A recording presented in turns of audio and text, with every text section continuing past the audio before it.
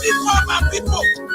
Our daughter who they call black, now bring the gospel to us. So everybody know when you get wish, when you get energy, that so we can sing gospel together. Anybody who get wish, do your wish, blessing. If I wait for me, it's okay, go.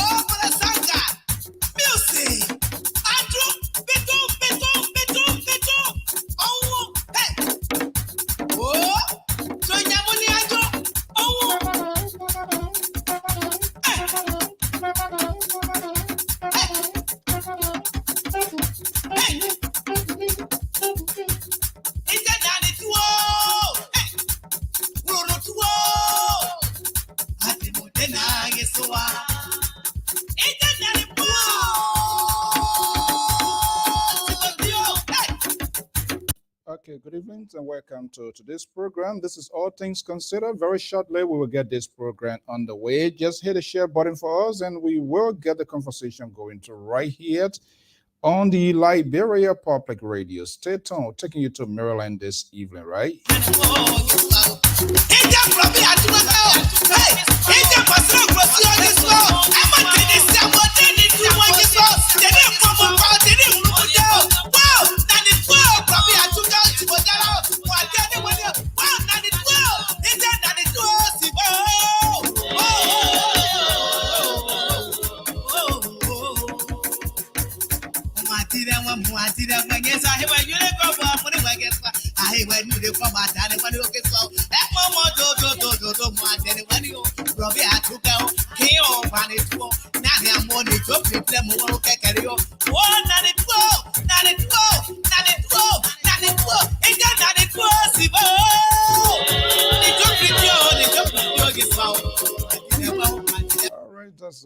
Going to Maryland. I come to this evenings. Let's get a program going. I'm Afonso Z and Sort of the Liberia Public Radio and Lpr-Tv. We want to welcome our viewers and listeners across the globe. Thank you for sharing your evening with us. Let's get a program going. The rest of the folks will be joining us here. We have someone special.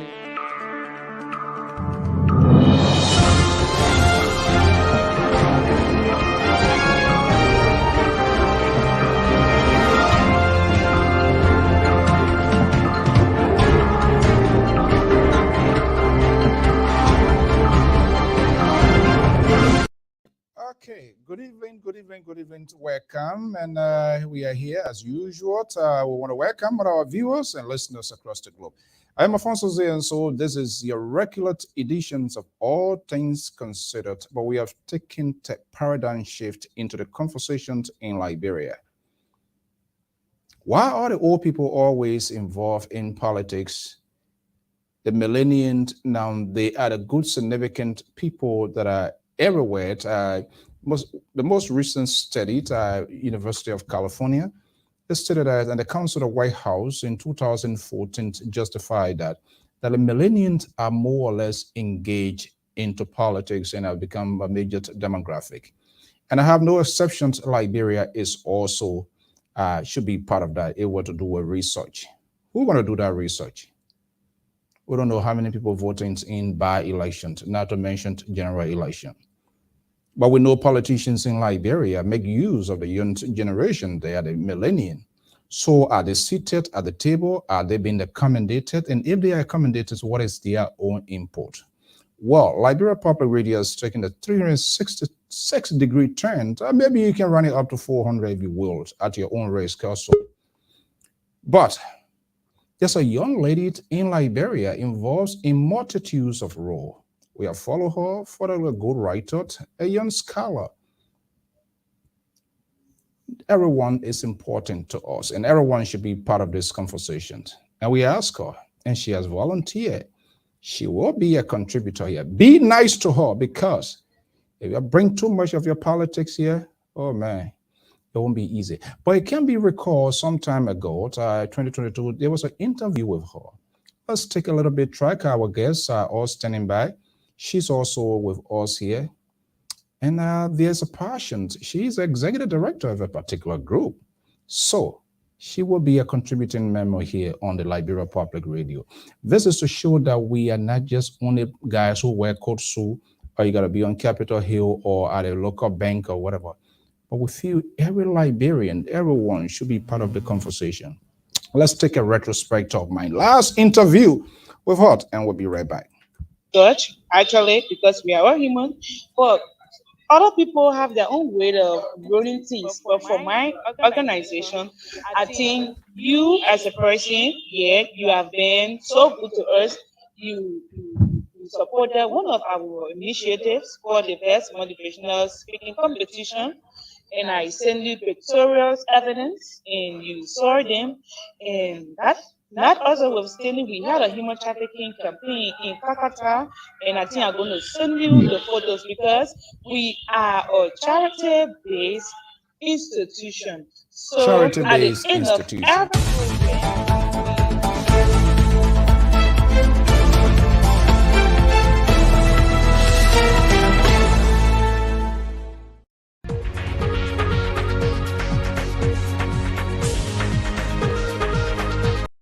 Okay, let me bring in my guest. I'm going to bring in Mr. Sisi Goyo, is a senior analyst of the Liberia Public Radio. He's based in Minnesota. He's also an educator. The guy helped to mold the minds of the young generation. I'm quite sure this one going to tap into his expertise as a classroom teacher.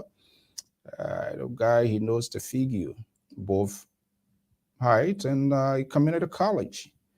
And so I'm quite sure this will satisfy his base as well, making wise of the young generation. Let me just bring in here. There you see him, the man himself, Mr. Goya. Good evening and welcome. Thank you. How you doing, Mr. So? Thank you so much. Latest one unfolding. We try to change the dynamics. I'm kind of concerned why we the old people in the 50s, 60s, some of them 65, 75, they're reading, they had to see the statement they're reading, yet instead they want to. Oh, man, you taking a shot at my uncle Sly so? Who's that? Who's the uncle is that? Uncle who? Uncle Joe. We're reading. Yeah, let's see all the people. Oh, you the one reading? You see you in that politics. So why you can't even see your own picture? Okay, let's go here. It's a little bit late. Let's go into the West African state of the Republic of Liberia. Our new contributor here to form part of this. She just went up, but she's going to be coming back. Madam Robertson is still here.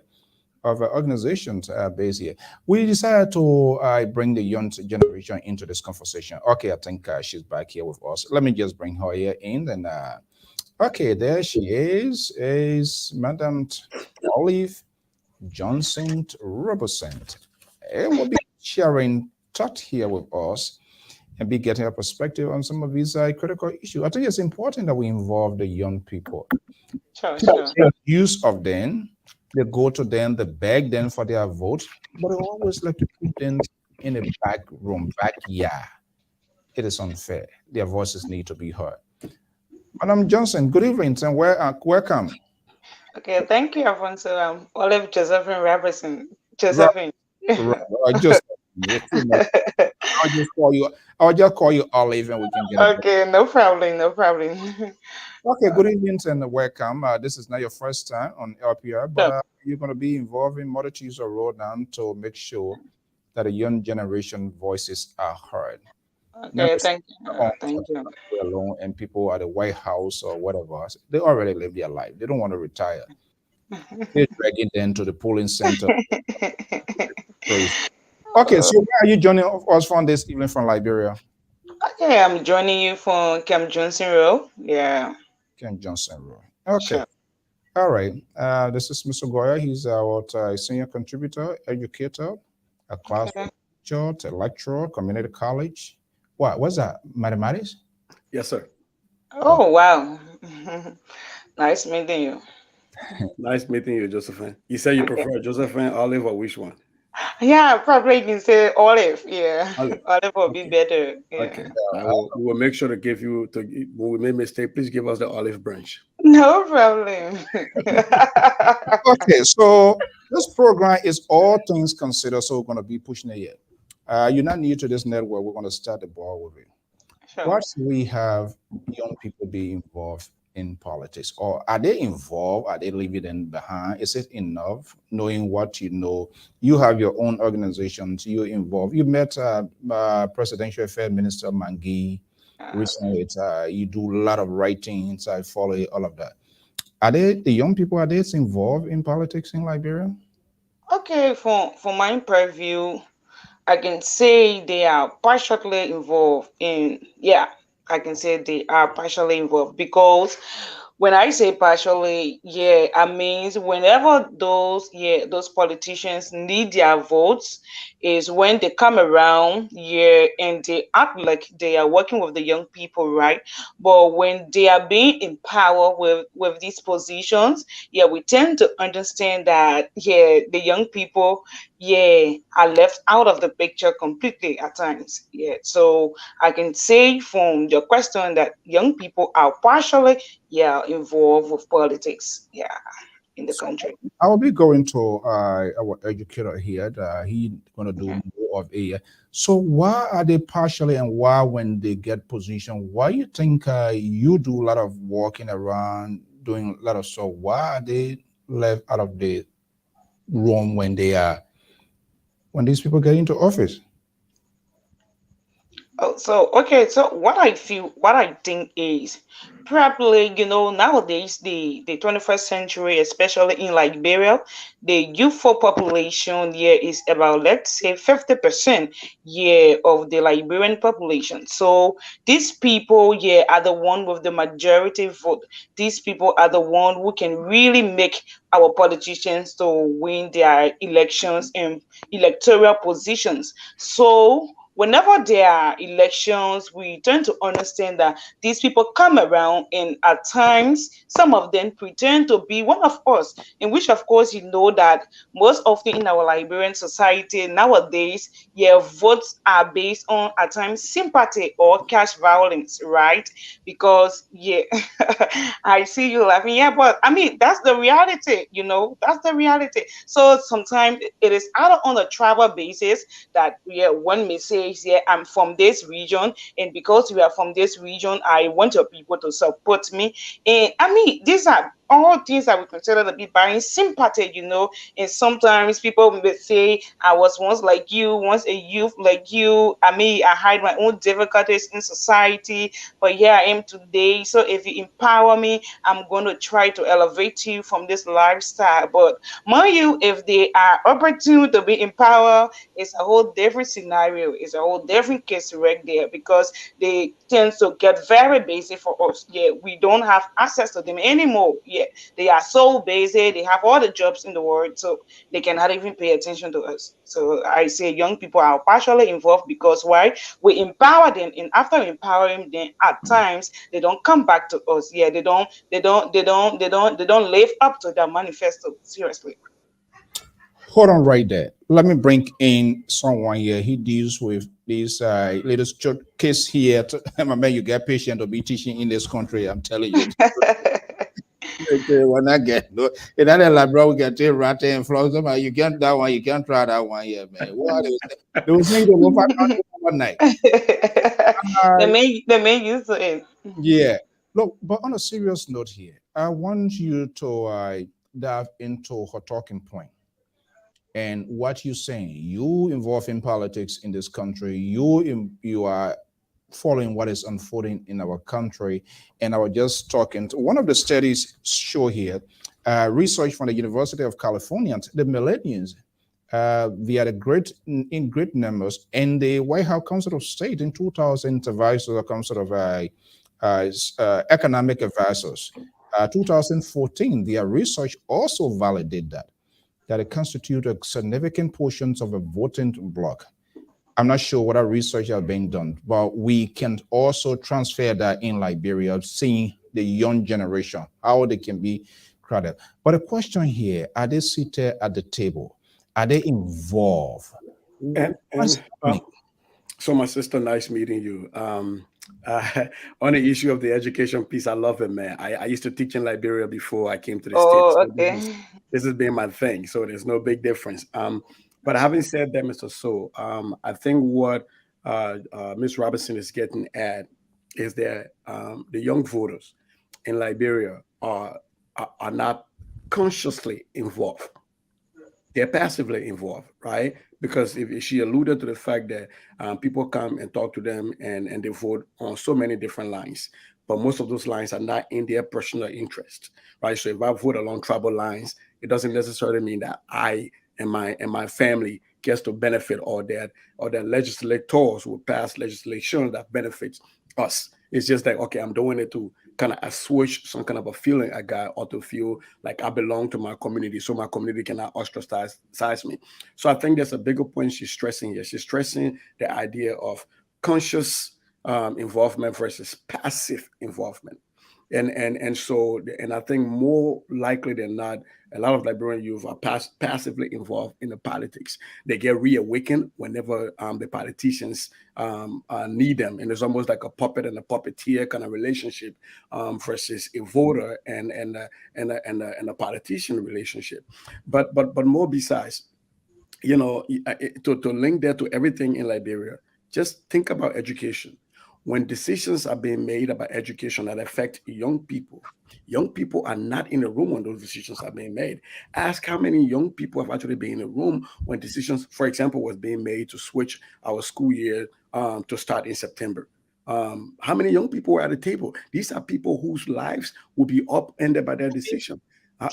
Should they be at the table? They should be. They should be. If you're making decisions for people and about people, I think it's disrespectful to keep those people out of the room and pretend like you know what's going on in their lives. But here's what accounts for that.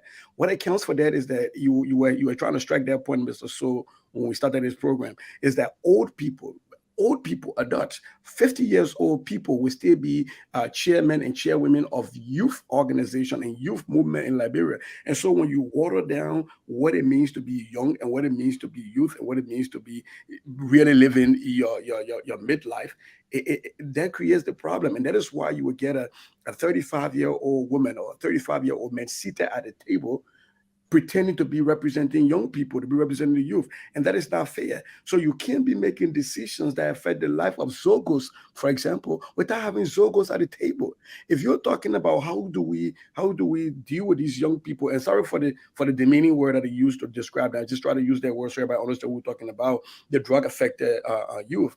If you're trying to find a way to rehabilitate them, or you're trying to find a way to stop what leads into that, you have to have them at the table. But quite too often, they use these young people to get in offices, and then when decisions are being made, the young people don't even know where the table is at before they can be added. Let's validate this argument. Whether they are at the table, there you in Minnesota, there look you in a cold, nice place, air cool, when you in your classroom, all in Liberia, in Liberia. Let's ask you here, all young Yeah. folks, are they seated at the table? For example, the professor, he made it. Man, he made a valid point here. When school academic calendar, for example, is being switched or being tweeted for whatever reason, do they allow you people to sit there to get your input, or they just throw the bucket at you?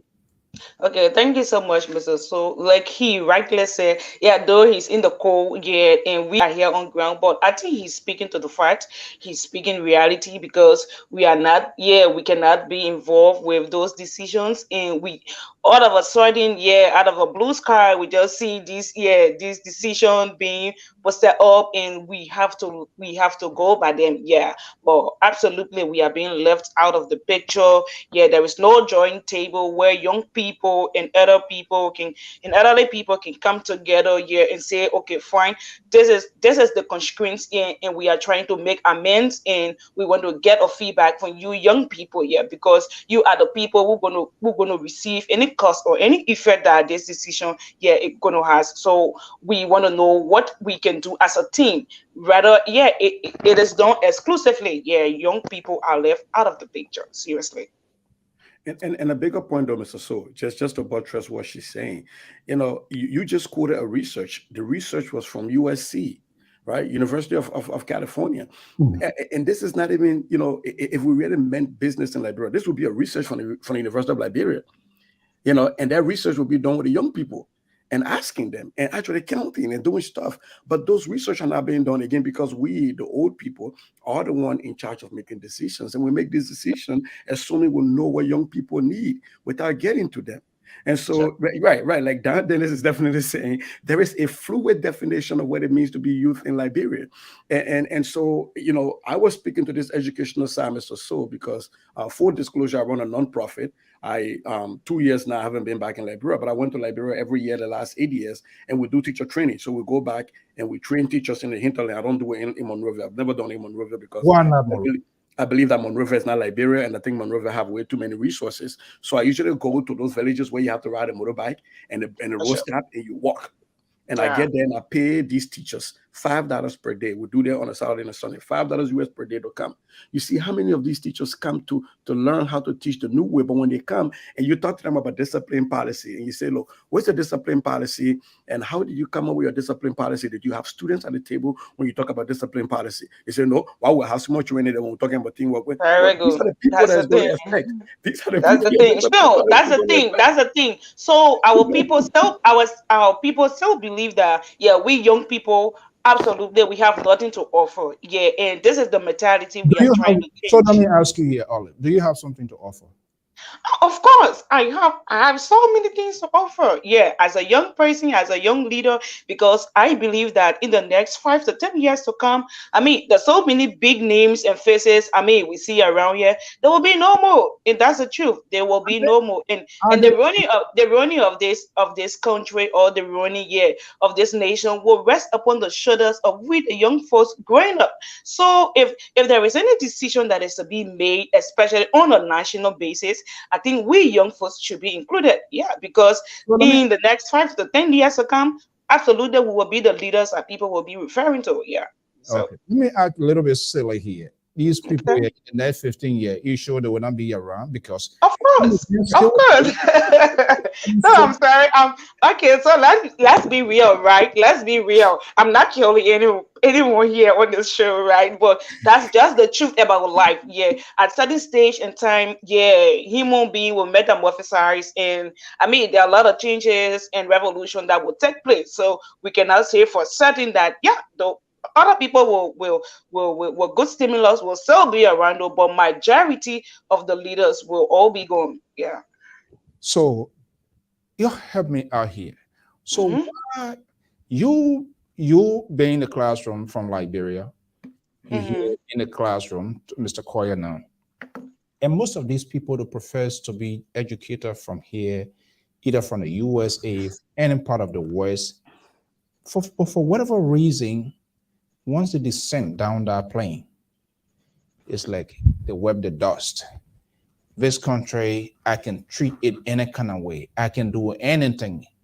Nobody can tell me anything. And that's exactly the behavior of the politician.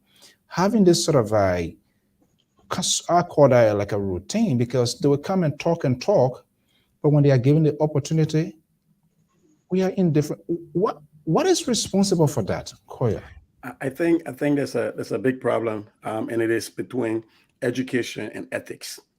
There are a lot of educated people that are not ethical, and so if you take those educated people that are not ethical and put them in an environment where unethical behavior goes unchecked, they flourish. And that's the reason that happens a lot in Liberia.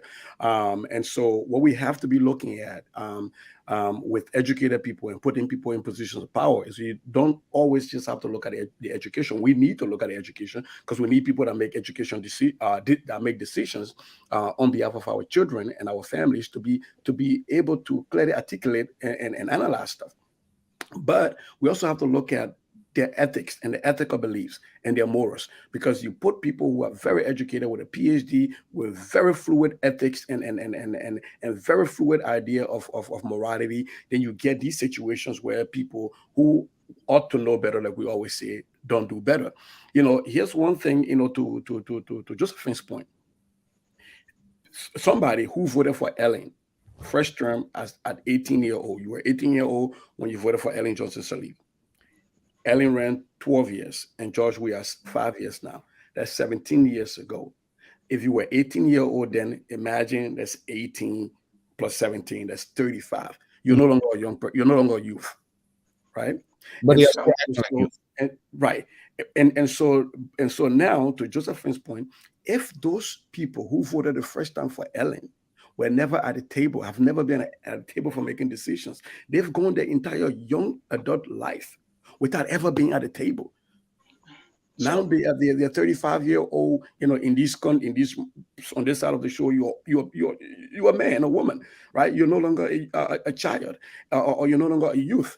And so we have to be very critical. And I think that's where platforms like these come in. And I was really excited. I didn't get to make that announcement, but I was really excited when I saw the notification you sent me that you were bringing on a youth voice at the table, because quite too often we find ourselves in an echo chamber. A bunch of old people sit together and just talk stuff, and they think they know everything about young people. So it was really great bringing Miss Josephine on, and I think she's hitting on a point right there that yeah. people ought to give them the chance, because after every election, those who voted senators, that's 9 years. If you vote senator twice, that's 18 years. If you were 18 years old, you voted a senator twice, 36 years of your life, right? Sure. So that Sure. person is making decisions on your behalf in the prime of your life. And I think you ought to be at the table when those people are making those decisions for you. Yeah, and moving forward, she's going to be a contributor here. We have to change the narrative, the talking points in Liberia, and it should resurrect from here, so that it can also impact the society. So that some of the young, we have so much talent. I have followed this young lady activities, her writings, and everything. So with this in mind here, what is the probability here, Josephine, if we were to call you, of young people being accommodated? When Okay. politicians are having this rally, you don't see very often, suddenly do you see the entire on stage, they are in a house song, they get a bagpipe, we can't get tired, the chanting, the dancing, appetizer, I don't know, they get fire, energy drink, or local V they are drinking here. What Okay. should young people be doing? What should be the focus? What should be the point of direction for that? These people will be compelled to have you people to, listen to us. Okay. Yeah. So thank you so much, Mr. So then let me say like okay, let me use my own case story, right? So as a young person now looking around the society, I mean observing things, observing the happiness of society. Yeah, I mean that have been fortunate to come from a background that favor me in terms of finances or bigger names and platform. But then I did a case study, right? I look around and then I said, I identified a cause, within the Liberian society, something that I felt neither readdress, and that is humanity, right? I chose a humanitarian lifestyle not because I have so much money, not because I have too many people around me, but because I feel that there is a need that Liberians, engage into humanity, especially when we are trying to, say we are the future leaders, in the next years to come, we will be taking on the responsibility to lead this nation. So I took on humanity and then went to like-minded youth and said, this is my dreams, this is my plan, this is what I think that we can do positively to impact the Liberian society. And the ones who were with the same mindset said, you have a point, you are making sense, right? We can come together as a team, and we can do something positively. And it has been 3 years now, very strenuous indeed, as I always get to you at times, but we never quit. We never gave up hope. Yeah, we never lost the focus. So if you get Consistent? Why you can't quit? Why you consistent? yeah, we can quit because I mean sometimes like biblically speaking, sometimes the Bible says, the beginning of a thing may be small, but do not despise it, right? And for me, I am not into this life changing activities because I want to gain fame for myself, but because I believe that there is a need, and I believe that the Liberians need it. So I'm doing this not for myself, but for the Liberian people. Because if you take a case study in this nation, I'm going to tell you that there are so many challenges and there are so many difficulties in this country. And if we only depend on government to solve all these long-lasting challenges, we will be in error, and it is a big no. So we, as the young people, now have to start identifying causes within the Liberian society that need addresses. Right? So that is what we are doing. And so if you see me as a young person taking these steps into the society, making these indelible marks, I believe that sometimes government should put up surveys, right? Through the Ministry of Youth and Sports, right? Go out, I mean, do your own analysis. Get to the various high schools. Sometimes invite some local NGOs like ours to the table to dialogue. From the dialogue, you are going to listen to some speeches of smart young leaders, and from there you can say, okay, I'm trying to do a memorandum, or I'm trying to do a selection of people, and you are going to create a team. With that team set up, these people are going to choose individuals who they think have the abilities and brilliance to bring to the table or to bring to the disco these things that you want to see happening in this country. And with this mindset, if you do that, you are going to get a very brilliant result, because you are going to have young people participating fully. Even the ones who are not active, they're going to see those ones that are active and get very jealous positively and want to also be a change maker. Yeah. Okay. I never saw you clapping on. I never saw you cheering. I'm excited, man. I'm excited to hear this young lady. Oh, wow. What are you excited? What are you excited about? Because this gives us a glimpse into our future. This gives us a glimpse for hope in Liberia. You know, and while she was speaking, while she was laying out the issues, I'm here thinking, calling, calling. Look, she recognized her calling. And that goes into the issue I spoke to you earlier about ethics versus an educated man or woman who is ethical.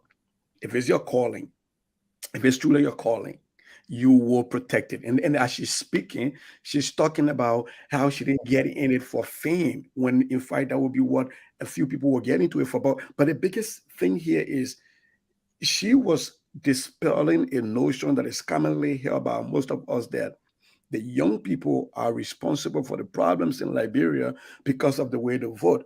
And she's dispelling that, because what happens is, you don't know what you don't know, Mr. So. These young people are voting without a full deck of cards. They're voting based on half information. Sometimes they're hungry. You keep somebody hungry long enough, they're going to succumb. And so, what this young lady is saying is that if you can educate people, if you can give people access for them to be able to hear their calling, because sometimes you're called, but because of the so much noise that you got, you don't hear your calling. So to allow these young people to remove all of the noise, and this noise can be economic, this noise can be social, it can be social barriers. Remove all of those noises and allow these young people to hear their calling. And I guarantee you, Liberia will be on a better path. But just hearing her speak, that's why you saw me clap. Hearing her speak, hearing her articulate the issue, for me, that gives me a glimpse into our future, that we have a bright future still possible in Liberia if we continue to reach out to young people, allow them to be on the table, allow them to be a part of the decision making, not just people that come and say you were here and we check you off and you go. No, let them be the one that lead the table, that's going to talk about their lives, because 12 years from now, we all going to be very old people. And these young people will still be there, and we need to continue to have a republic called Liberia. And the only people that's going to make sure that that continues has to be the young people. And if we're not investing in them today, then we can't blame them tomorrow when there's nothing to retire on in Liberia. Talking about investment, and look, Ole, feel free as a contributor here. You have an equal right. You can disagree with me. You can disagree with Haynes. One of the things on this network is civility is the hallmark, and that's what our fans they can go anywhere and use whatever word meant to be used. But good thing when they come here, they what they put it through the radar to make sure that, because they know the people, they can exchange among themselves, which is a good thing. And we must have that dialogue. That's the only way forward. And that's what I hate, when people acting crazy, you cussing. Because if you curse me, you call me to a conference, you better get how you call it, say or how do you call it, see your neighbor person, because you. So let me ask you, you've been in Liberia and you are still in Liberia. Yeah. The actions or the behaviors of politicians or people in high profile position not opening up, can we say it's a deliberate action, because they are doing it in such that that's another way of, we want to keep them down, we not want to open their eyes, and then they say, for anything we say, they will go with it. And you saw financial violence, and that was a point of conversation in the last couple of days with being you. Now seeing this keyword is being factoring in these young people, the smart. In fact, as a matter of fact, she's a motivator speaker, so she knows what she's talking about. Do you think is what these people have deployed to get our society to go downhill like that? Yeah, so for the aspect of delivery, I can really say that I can really say 100% that they are being deliberate. But sometimes, what I tend to understand here from our politicians is, whenever they are given these offices and the people around them, make them to appear like a seeming gods. The people around them make them to feel that, they are some kind of an idol that needs to be worshipped.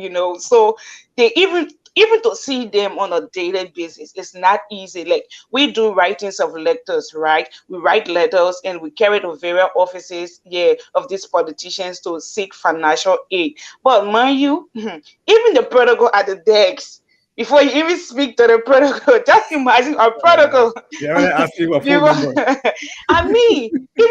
number. even if you get at the desk, you got a protocol with the phone in his ear or in your ear telling you gotta hold him 5 seconds or 5 minutes before you talk to me. What? So imagine if I go to the chief of office time, what he would say to me, what he would tell me before meeting the person that I went to address in my communication. So these people, sometimes I can say it is because of the people around our politicians, right? They create a space, that they create a narrow space, and sometimes there is no avenue to getting access to them before even thinking about having their contacts in your phone. No, they make it appear as a taboo. Yeah, they make it to seem that it is so forbidden. And secondly, the cash violence, right? Let's come to the cash violence.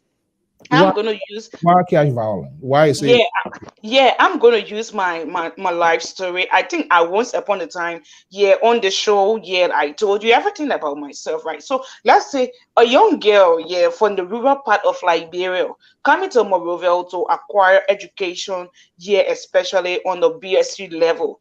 It's gonna be challenging, it will be challenging, right? But I mean, I know what I want, I know what I'm here for, right? There is no mother here for me. There is no father here for me. No brother, no sister. I'm doing everything on my own by myself. I'm on a scholarship. Sometimes it gets so challenging. I feel like, yeah, like I can follow my friends and do what they are doing. There are so many things you do nowadays to get money. Yeah, if you see a young girl like me trying to make change, impact, yeah, sometimes people feel that, yeah, because of the engagements we do with bigger politicians, we have money, but sometimes, yeah, these are just lectures in, I mean, diving into what we want to see happening in. We are done, we get out of those people offices without even having a cent, though, but we are just trying to push forward. So you can have me at times very hungry, no food to eat, and every day I'm depending on change, on change, on change. Let's assume that I won't change, but if I get sick, I need money to go to the hospital. Yeah, if I'm hungry, I need money to eat. If I don't have clothes to work, I need money to purchase clothes. So there are so many factors. You cannot have an educated man, yeah, who has his family with 6 to 7 children, yeah, and then you say he will eat change. No, that man will not eat change. He will go for the money, definitely. So sometimes because our politicians are in a financial capacity, yeah, they are able financially, so they tend not to bother themselves until elections are around. Then they come out with the big United States dollars notes, or the 500 Liberian dollars, yeah, pieces, and they give it to these hungry people. And mind you, what can a hungry man do? Will a hungry man vote for change? No, he will vote for his belly. So sometimes our people are not wrong because they vote for that belly, because you should understand that hunger kills people, right? Hunger kills people. If someone is sick and they don't have the financial means, at times they tend to lose their life. They will die in the process. So I need to get better treatment yet to be healthy. I need to eat every day. I need to pay my rent. You don't expect change to do that for me. So on that basis, you will see that most young people go in for the cash other than they change the need. Yeah. So Sissy, Yep. it's a compound complex situation that we have faced with bridge over troubled water. And I'm not sure how we're going to get to that point. And that's a valid point because my last trip, I didn't put them on camera. I decided to these people, I don't call, I hate when people call them those sort of Zoko name. And I was driving around, and sometimes my friend, man, don't do that, boy, do that. I said, no, you have to be some sort of a summation, make dent to be, put dent in your shoe, engage dent, and you're going to get the inner part of that. Hearing what you're hearing from her, what is going through your head? Well, and that was the point I was articulating, right? When quite too often we blame the young people in Liberia, say to vote for their belly, and she's right. You can be as ideological as you want, man. There's a small percentage of humans who would rather die than to live for an ideology. And so it's really difficult if I can't see if I'm going to live tonight to try to see the future. If I'm hungry tonight, or I'm sick, like she's alluding to. And it was an issue that Ellen kind of talked about during her days, even though they all didn't bring young people to the table. When she said, Papa, now come, or Papa coming, Papa ain't bringing plastic, man. Nobody respecting you. Yes, yes. Let's something on the road. They say, "Picking your Papa come, you begin to see a power hand, and they even look at me. Step me, I'm gonna go home, man. America.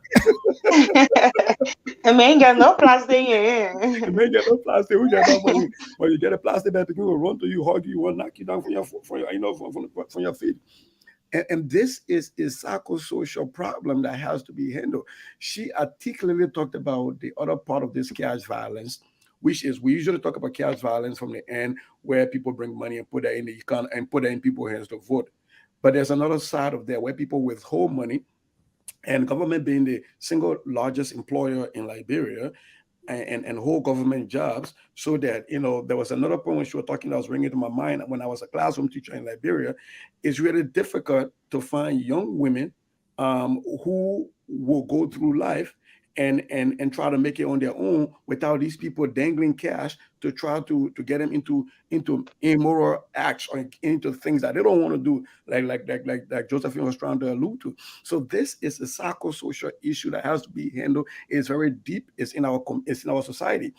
She spoke about the issue of, I think we talked about that with Tiwa Gonglo when she was here, about the issue of rural-urban migration for education, right? She's leaving from the rural parts to come to Monrovia without any family members, and is coming to go to school. That in itself presents a lot of challenges. And when you get to Monrovia, if you're not fortunate to have, say, a scholarship, that compounds your problems, right? So you just left your families, and most times when you live in the rural places, people look at you as their savior. Go to Monrovia, earn something, and save us. Well, now you get to Monrovia, you can't earn anything. You can't go back home because that's a shame. You get stuck in Monrovia. What happens is now you get in a situation where you have to do certain things that you will otherwise you wouldn't have done. And so these are issues that have to be tackled. And because we seem to overlook that, or we seem to gloss over those things, we tend to blame the wrong people, because there's not only young people that are voting for their belly, there are old people voting for their belly. I'll give you one quick example, one story real quick, and then I will stop. I was in Liberia, 2 years ago. I went to fix my mom's grave. So we are driving, and I see this little kid about 12 years old. I got a 12-year-old daughter. So about 12-year-old, and she's walking. She got this broom, the same broom that Tewan can walk with. She got this broom tied up. No, I don't know. But the little girl got this broom in the big, willow on her head, and she's walking around selling it. All of the brooms in the willow, Mr. So, was less than 500 Liberian dollars. So we stopped the car. I was buying something, and I asked the little girl, I said, "You don't go to school today?" No, just joking, because the teacher, first question I can ask people and see they have school. You don't go to school today? They said, "No, uncle, I'm going to school. Everybody, uncle, and bro. No, uncle, I'm going to school." I said, "What are you doing down there?" So I got a concert. I said, "You said this broom?" She said, "I said, for what?" He said, "Oh, I got a concert for my grandma for her to go cook." So this little child has to go sell broom all day and then take that money home for grandma, who is taking care of her and her siblings, to cook at night. So this child goes hungry all day. This is our future. Goes hungry all day and tries to get $500 to go home. And you find people even trying to, get her down. "Oh, that broom too expensive. You can't bring the price down." So I took the little girl, put her in the car, and I told her about the broom. So we went to grandma's place. Grandma lived in an outside house. When you get a Zinho outside, Zinho already not correct, didn't get outside Zinho. So you know how bad it was. She's living in there with her 3 grandchildren, because she lost her only child who brought her to Monrovia, that was taking care of her, died. And these are the children. And this grandmother doesn't speak English, and she's there. So imagine if somebody went to that woman and said, "Come vote for me, I'll give you 1 bag of rice." She'll be in line the next morning really quick to vote for that person. Don't care what that person is going to do for her grandchildren. So those are issues that have to be tackled. If we don't tackle those issues, the issue of cash violence is going to continue in our electoral process. It's going to continue in our governance process. It's going to continue in our day-to-day life. And there's always going to be the vast majority of the people who don't have access to the cash are always going to become victims to the few that have access to cash. Okay. Well, folks, I'm Alfonso Z and Sot of the Liberia Public Radio. Let's take a quick break for our guests to get a cup of water, and we will be right back. This is All Things Considered.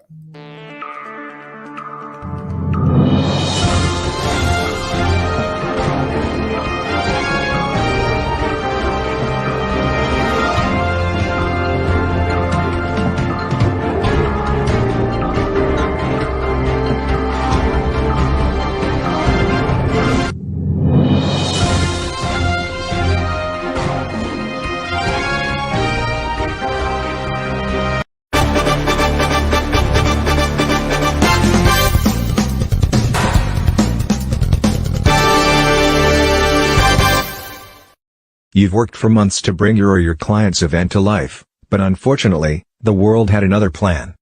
In reality, the only thing you lost is the venue. We take your vision for hosting a virtual conference and bring it to life online. No matter how complex your agenda is, we produce a smooth, engaging experience. Call the Liberia Public Radio today and schedule your event. Our number is 682-433-8802. If you prefer to submit your request via email, please send the request to liberiapublicradio2012@gmail.com. Our staff are standing by waiting for your phone call.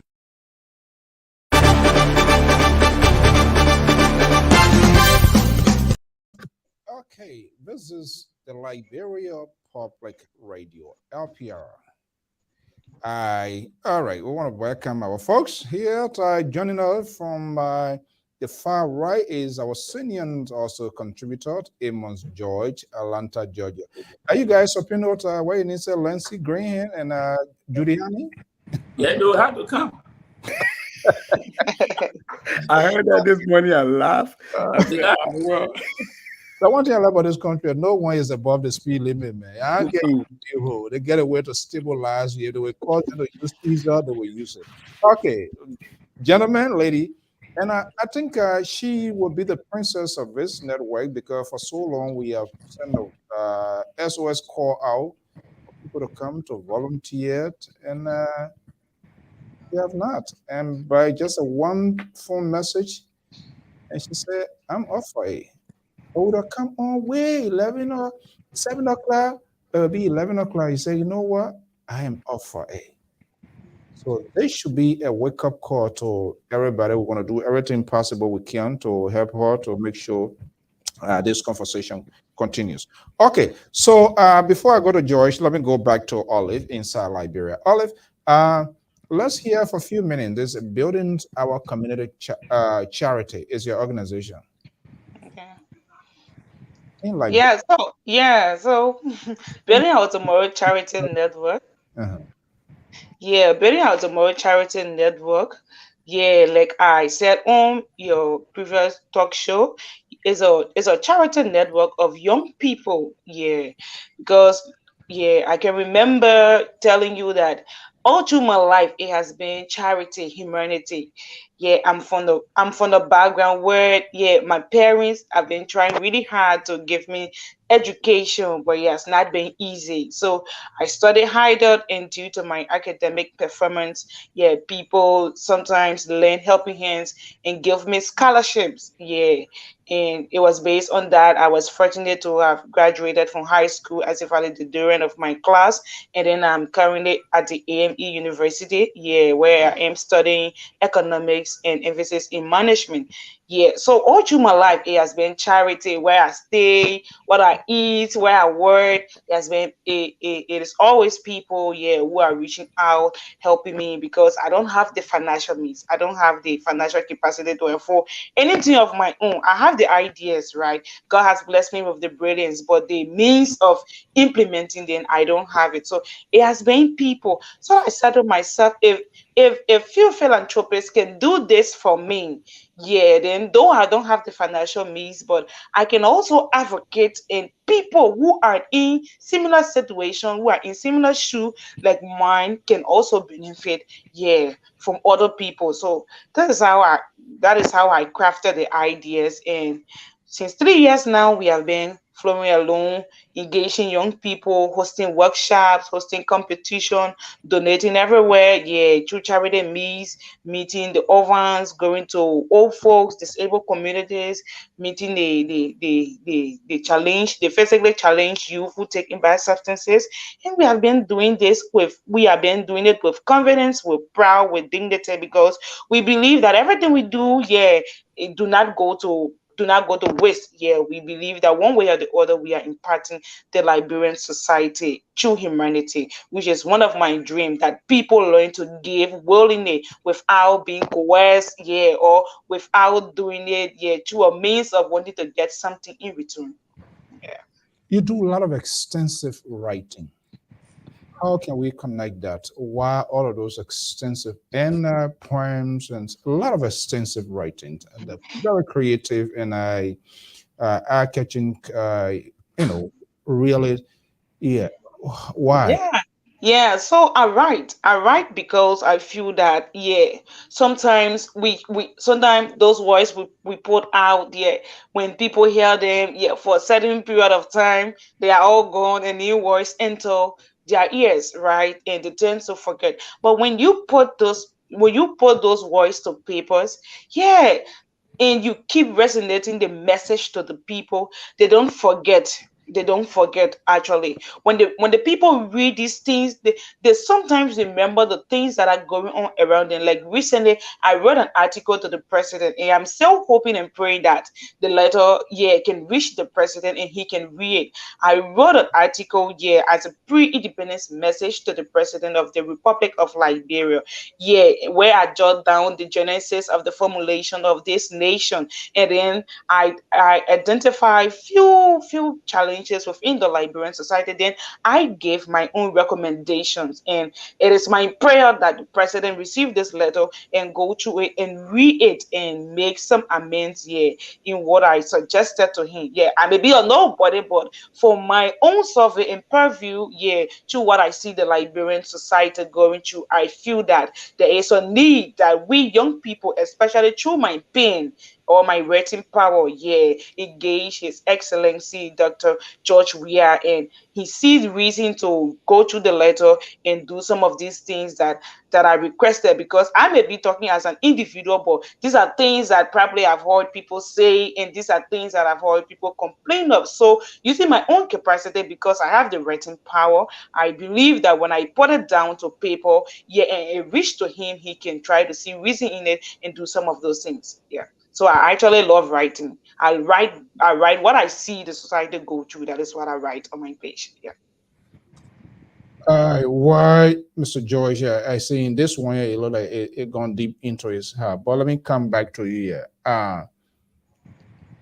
Is there a possibility that there will be a change of our leaders, how they receive the young people? Are they aware that they are talented, gifted, potential leaders, that they should now begin to have a second thought, regardless of which household, which ethnic group, where they're from, ugly, fine, beautiful, short, whatever it is, description that we always try to give people. You see a town now that, hey, this country, it was transition a certain period of time, and that would be the generation to come. Yeah, so to answer that, Mr. So, let me firstly say this, right? I see people always saying that young people are dishonest, young people are greedy, young people are this. And I want to say this to everyone that are watching this show. If our elderly ones keep on with this mindset, to tell you the truth, the dreams of so many potential young person in this country will die down, because you cannot continue to use another person's past to judge another person's future or person. No, there will always be dishonesty. I want our people to know this, whether with the young folks, whether with the old folks. There will always be dishonesty, there will always be corruption, there will always be deceived. Yes, but I don't want us to basically, yeah, dwell on that the young people are not serious. Because if you do that, take for instance that you have 5 to 6, 7 young persons who are really serious for something and they are curious. That curiosity is to an extent that they can even do anything to make change. And then we have people who are supposed to help them, who are supposed to provide them platform. Yeah, maybe because they have 1 or 2 engagement with young people, and probably they send them money, and those young persons ate that money and they never implemented the sole purpose of that money. So now, because of your experience, because of your past, you tend to judge every young person with what you face. And this is bad. We suffer for it so many times, because at times people will say, oh, you're in serious. If we give you our money, you will just take it and go and eat it. And that is bad. We don't want people saying that about we the young people. Though people will say it, but we don't want people dwelling on it. Like for instance, as a young girl, I've taken so many time and energy where I'm not being paid to do anything. I've taken so many time and energy dedicating myself, writing about the Liberian society, implementing programs on my own. So I mean, for God's sake, I don't have the financial means, I don't have the financial abilities to do these things, but yet and so I do it. So imagine if I am really desperately in need of change and want to do certain things, yeah, certain optimistic things that are going to bring the light and changes that we need. And then few people or few persons just sit in their comfort zone where they have everything to their disclosure and say young people are dishonest. Imagine what will become of my dream, what will become of me. And coming to the politicians, right? I believe that there can still be a man and there can still be, yeah, changes where these politicians going to see young people as relevant. These politicians going to incorporate the young people. They're going to work with them. But again, when I start now, if people who are around these zealous young people, these brilliant and eloquent young ones, provide them the opportunities, support them, and give them the best of advice that they need to train on the positive path. Let me hold you right there. Mr. George, Yeah, you ready to rock and roll? yeah. This concept, yeah, we're going to be pivoting here because politics, setting that is the most influential aspects of our daily life now. Whatever it is, politics always factor in as a greater portion of it. The concept or the mindset of people who around people are the one doing this here. Is that applicable? Is this real? Why, if I'm a leader of this network, I don't want to be authoritative. But why can't I make good judgment of myself? Why can't I have a second thought, have a good and comprehensive revision of my decision making, whether it is good or bad, and then I get it to my people? Is it real that these people that are around them, they should be the one to have influence in their decision making? Is it practical? And then we have Mr. Goyo coming, but go ahead. That's your welcome. Check your microphone. Yeah, let me say this first. Miss Olivia, welcome to the show. Thank you.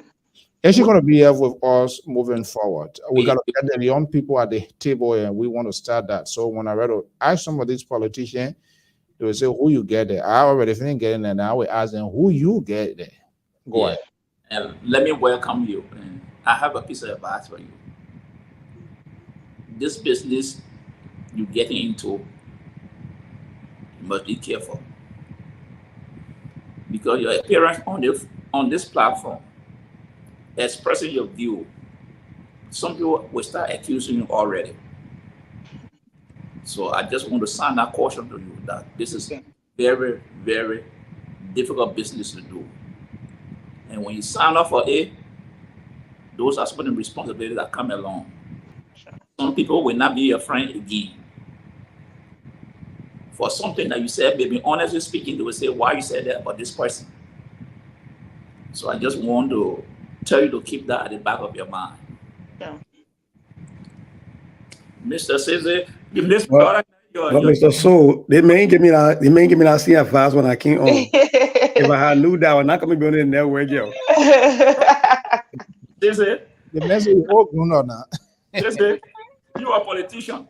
There you know go. exactly the responsibility that comes as a politician. She or later a young lady coming up, and we'll bring her on this platform. Somebody think that we can stand, she may not be able to stand because people call her names. We don't somehow they don't bother us. No, they can't do it. They can't try that here. So that's why I'm just getting that guardians as a little sister. Once she spotted all night, you got to be careful who you talk to, who you hang out with, because that's Liberia. Yeah. So, but Sissy, you can bring your own boom. You're from Fiamma, so you know the terrain.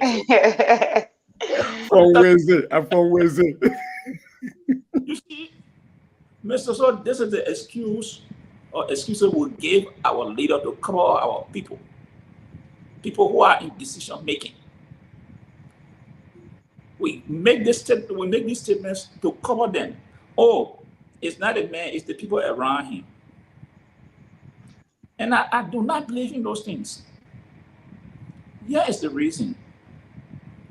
You are the managing director of this network. If I say something, you call me and say, hey, What you say, can you follow, give us some information? Say, hey, what you said just now, give us some meat on the bone here. How you got there, how you arrived at this point. That's what makes you a good leader. But if we say something, you remain silent. Then all so that the people around Mr. So. But you listen to what we're saying. You're seeing our action. You're seeing the cause, the effect of what we say to other people. You're seeing it and you're not seeing anything. And that's why I always say, no, we should not give leader cover up for these things here, because before you became leader, you're a human being. You go home, you go to bed, you sit down, you ask yourself. And the question I always ask people, before you take a decision, ask yourself this question: what I'm about to do or to say, if someone say it to me, if someone treat me like this, would I like it? And I said, the moment my answer to me no, it becomes difficult for me to do that, because I know it is not right. My conscience will not set me right. Our leaders sit down. They bring these people around them to help them to run whatever they are doing. And this person is doing something, and this leader is not calling this person to say, hey, why you did that? Do you see the implication? Because you did it and you see what it causing, this is the cause. Because at the end of the day, I am the one that will be asked to explain, not you. So if I don't chastise you, it means that I'm sanctioning your decision, or the action you are doing, I'm sanctioning. It means that I'm in favor of it. And that is the difference between a good leader and those who always want to please people. Because in my body, you did something, I said, oh, come on, man, just leave it, man. Don't make noise and leave it. I will not say anything. There the problem coming. So the issue is, to answer your question, the leader are responsible for the action of all these people to bring around, and they are responsible because they have the power to discipline these people. And once they don't do it, it goes right back to them. But people use it as an excuse. Oh, this man's a good man, but the people around him. Well, how can such a big man and bring bad people around him? All right. Let me go to Sissy and let's bring you. As you know, we're always in the business to get some news, making headlines. ECOWAS leaders have listed sanctions, have agreed to lift sanctions against Burkina Faso, Mali. Yeah, Mali. Was the sanction working? Yeah, Was it working? I don't know what I was working. Hey, my man, how you say they lifted it? Yeah, they have agreed to lift sanctions against Mali based on the transition process in there. Oh, and Sudan coup leader Abdul Fattah al-Burhan. Oh man, military that made military. The last standing civilian person in the government. They fight. Did not fire the man. That's why all the protests going on. And our own man Barry Yoxin pledged to fight against the pressure to resign. By the way, 2 ministers resign again. So the whole thing here is certain opposition when they get it again, another kill. Yesterday he was a guy, now he's being surrounded with all sort of stuff here. Okay, let me bring you in here, Sissy. Is there any exception to this sort of talking point? Oh, the people here, they're not there. That the people that we can't blame him. We will blame this person. That the people that around them. Is there exception to that? Are we buy into that? I don't think so. But first thing, let me elevate something that my young sister said about when we usually group young people and then just mischaracterize them as being dishonest.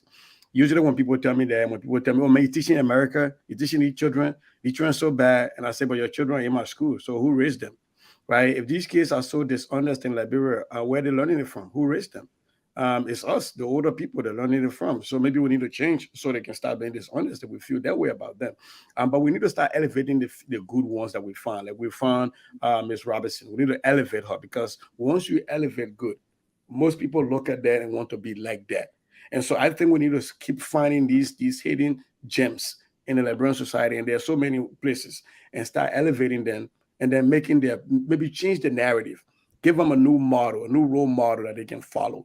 maybe that would be a good thing. But having said that, as a politician, like Mr. George said, when I ran campaigns here, I had a campaign manager and I had campaign spokesman. I got all these people, right? You got these handlers that try to inoculate you, kind of put you in a bubble to kind of shield you from certain things.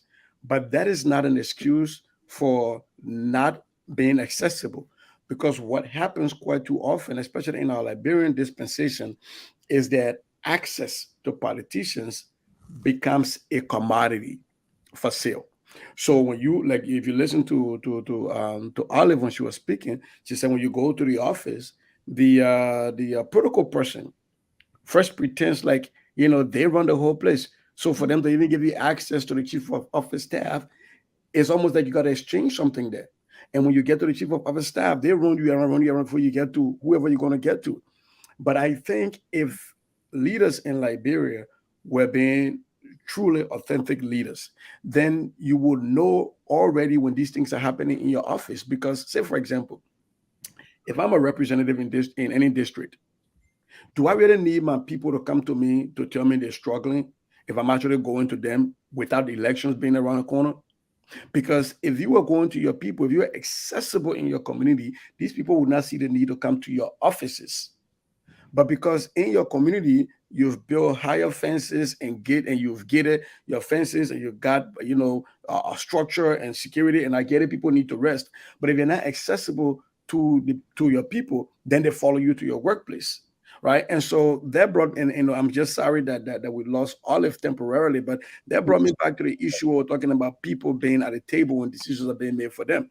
How often do you watch the deliberation at the Liberian legislature where they're actually bringing in people whose lives are being impacted by policy to speak on whatever bill they're debating? It doesn't happen.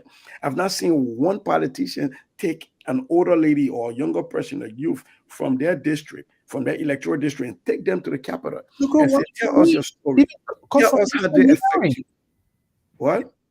No, I mean, even to why the confirmation hearing and stuff like that, they don't. Because, but here's the thing, Mr. So, we are here. If you are in government and you have a budget, right now discussing the budget, how many of them have gone back to their communities to hold town hall meetings and letting people know here is what the people are saying in the budget? Let me hear from you.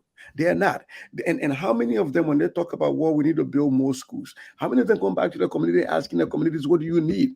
Do you need more schools right now? Do you need more clinics? Come and tell us how the lack of medical facilities has affected you. You get people with real stories that come to the Capitol and that come as witnesses to tell you their stories. That's how you bring people to the table. But what happens in our Liberian political dispensation is we go to sleep as politicians, as leaders. We imagine what the people might want, and then we go to the Capitol and try to debate that without having these people at the table. So we're making decisions for the vast majority of the people without their input. And then when the people come to us now to come find us, then we say, oh, they're not us, that the people around us. No, it's you. Because you have the ability that Mr. Joyce said to break yourself out of that bubble. And in most of these offices, the man can be in office or the woman can be in her office and hear what's happening right at the receptionist desk, right? So how long does it take you to walk out there and say, yo, come in, let me see you, right? And if you don't want people coming to your offices, then make yourself accessible in your districts as elected people. Make yourself accessible to your constituents. Don't wait for when it's election time and then you're all around the community and you're buying zinc and stuff. This is the time for you to be with the people, asking them what affects their life. How can you come up with legislation or come up with policy that will help improve their lives? Don't be the one deciding what's affecting them. Let them tell you what's affecting them. And then you go and articulate it on their behalf. I don't know.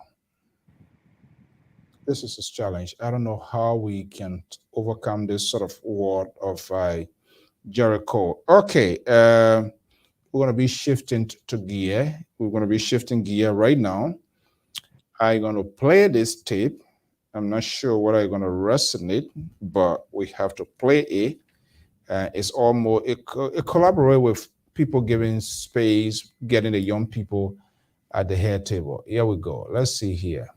I think that part George people find them so the way.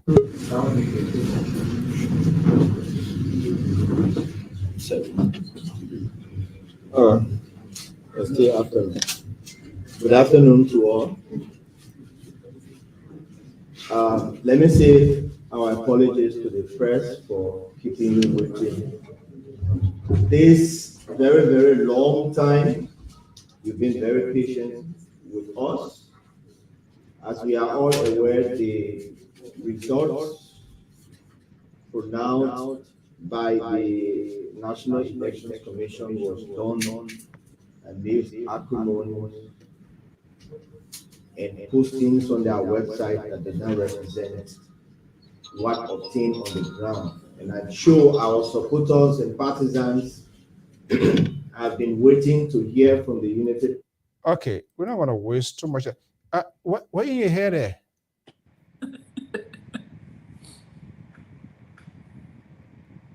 My last name. Okay, so let's have, a big ball. yeah, part of giving young people the seat, we will be talking politics, and but we will also tell to see how the young people can be involved. We know you're extremely late inside Liberia, so you can make a point. You need to go to bed. You a very busy lady as well. Don't mind us. It's just little 8:40 to me here. So I'm still good. So welcome back, welcome Olive, and whatever time you can spend with us, then that's okay. It's understandable. We here in the network is so bad in the place there. Look, I don't know whether you watch this guy, Mo Ali. Is that Mo Ali with a Yep, that's more. Yeah. we see here? Yeah. Okay. He was on T Mac show the other day. He outlined causes, reasons why the Lothians voted the way they voted. I listened to Senator Darius Dillon. He was in that tone, and I did hear him saying in fact, he congratulated the senator elect, correct? I know you heard that. That was the London. Yeah, on OK FM. But if Mo Ali is the number 3 person for the opposition Unity Party, he gives a perfect explanation why he thinks the vote went the way it went. And even he tweeted prior to that. But for them to come back to this podium and say, hey, this thing went what? What sort of double standard is that? I don't get the point. I think Joseph Boyka, for those of you or those across, this is if I were advising Joseph Boyka, Ambassador Boyka, it is time to surrender and lift up a new hand. And believe me, that new hand could be seen as a savior. I talked to folks, a few people today were doing some messaging and all of that, and I just owned it in Morovia, but I went in his backyard of Lofa. This thing here, if it goes off the rock, he's going to take the blame. And everything that he worked for will be going down the hill. I'm not sure whether anybody advising him. I'm not sure who are those is real ear eaters, because there are so many, some in Liberia, some here. But it is not playing out that well. It's a divided house in Lofa. And if he, as the godfather of politics now, is almost like the late Harold from Moniba. If he doesn't do a good judgment and decide to pursue it as it is going now, that will be detrimental. Let's just have Olivia. I know it's late yet. Let's see if she's able to give us closing remark. I'm not sure whether she's still able to hang up. I know it's really late in Liberia. Olive, are you there? Yeah. Yeah, I know it's kind of late here. Are you still catching up with what we on now? We transition a little bit to politics, which is also in connection of young people sitting at the head table is stand. Politicians, it's the same way. There must come a time they must begin to spot young people within their own cycle to say, you know what, let's get this. How you think Barack Obama came? Just from that speech at the National Democratic Convention. And it just got blown off completely. And what happens at the end result? Biya froze. He became the president, the first black president. How many of us able to even promote or support our chief of office star, who or she that has the talent, leadership skill, but just need a little bit push to say, yeah, we need to get you to on the like move from in this darkness. Let's get you to the light.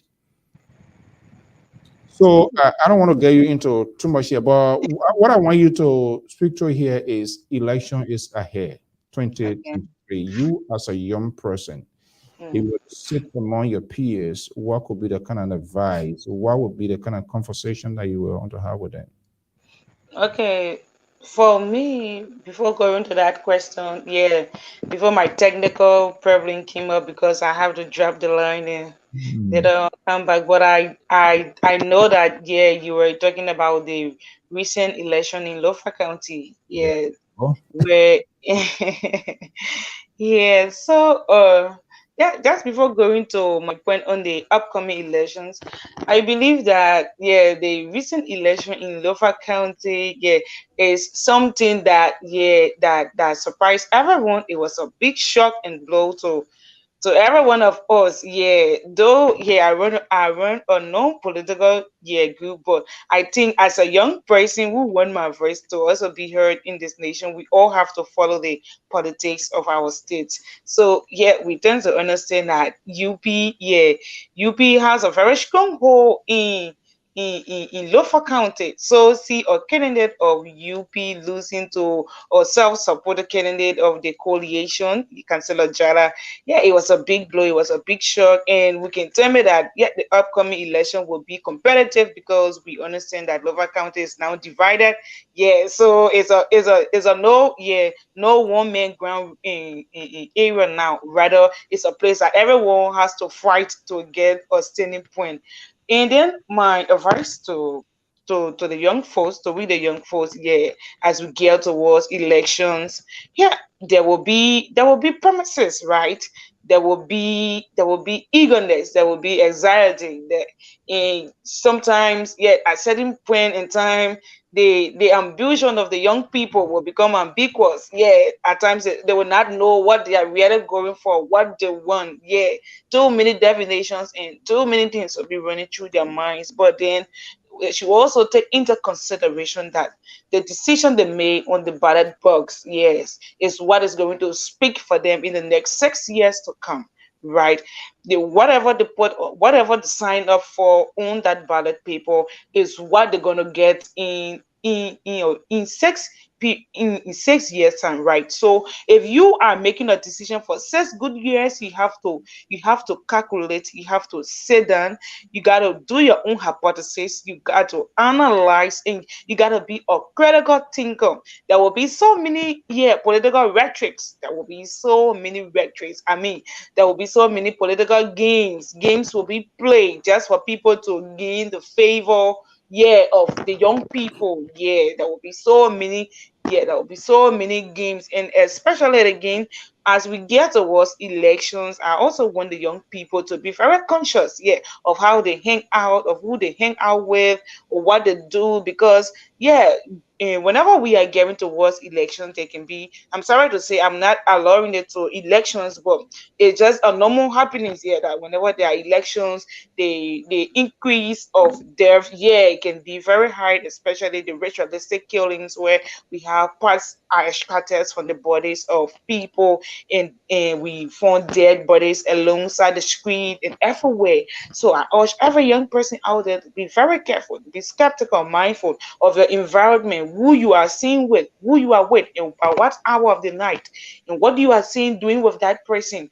At least people should know their steps. People should be careful because yeah, the society has gone so bad, so very bad that there is no one to absolutely trust. There is no one.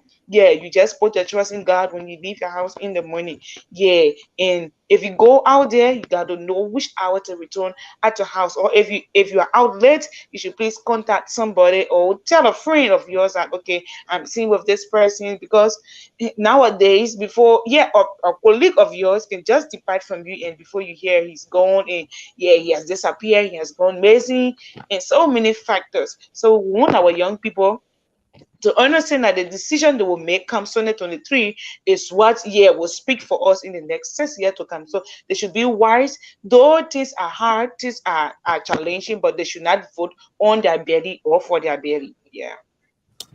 Okay, Olive, we want to thank you so much. We're gonna be here. We know it's really late inside Liberia. You need a Yeah. rest, but I will always bring you here, whether that 1 hour or 45 minutes you spend with us. That is understandable. Welcome to the family of LPR. Thank you so much. Thank you so much. It was nice interacting with every one of you. Uh, Thank you so much. You're uh, Okay, I welcome. beg to depart. Have a good night. bye. Okay, good night. Okay, so water dry, fish eat fish now. Okay, so look, here we are. I was just giving it, and most of you have listened to it. Should this thing be pushed? Should we have another court drama again?